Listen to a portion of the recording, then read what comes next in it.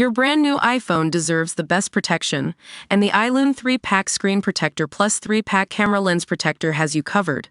Don't take risks with your iPhone. Click the link in the video description to shop now on Amazon. Absolutely massive, home extension dubbed, worst I've seen in 7 years. A contentious home extension in Solihull, which was not built according to the approved plans, has been rejected by irate councillors who branded it the worst we've seen. Exasperated neighbors have been locked in a nightmare battle for a year after it was built.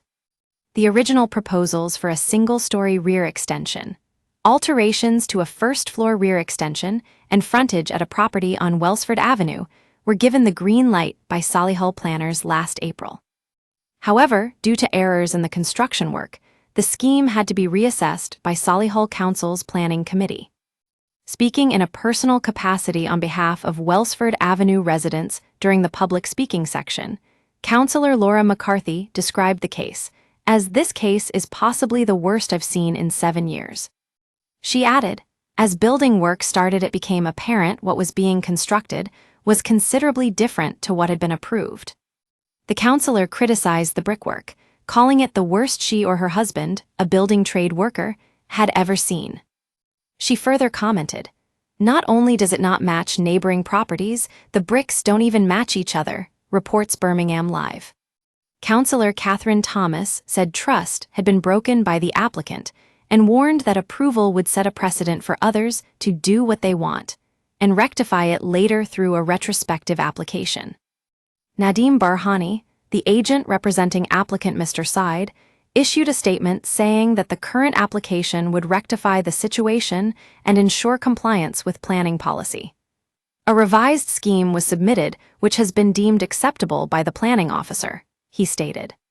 He also dismissed allegations of the property being used as a HMO house in multiple occupation as unfounded, stating, "The applicant intends to occupy this property as a family home.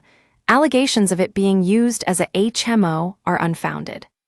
Councillor Edward Fitter initiated the debate by questioning the consequences of rejecting the application. In response, Planning Officer John Hallam said, "The works would be unauthorized," hinting at potential enforcement action. He explained that changes had been made to the roof design and minor alterations to the front, deviating from the original approval. "The key change is there is going to be an L-shaped additional extension," he added. "We use your sign-up to provide content in ways you've consented to and to improve our understanding of you. This may include adverts from us and third parties based on our understanding. You can unsubscribe at any time. Read our privacy policy." Committee Chairman Councillor Bob Grinsell commented, "It is extending the single-story extension, as I understand it." Councillor Sardal Marwa expressed his disapproval, stating, "This looks a mess, to put it mildly. If you don't match the bricks, it looks awful. I also don't like any application retrospectively." He further criticized the applicant, saying, "I don't really like it. I think he, the applicant, has taken us for a ride and ought to be taught a lesson." When the committee moved to vote, 6 members voted against the proposal, with only 1 councillor voting in favor and 2 abstentions. Before the meeting, neighbors expressed their frustration to the local Democracy Reporting Service about the ongoing saga. One neighbor voiced concerns about the property potentially becoming a HMO, while another was eager for a swift resolution. A resident remarked, "One of our friends had an extension built. There was a building inspector round every day checking it." They added, "It is as if nobody has been round to look at it.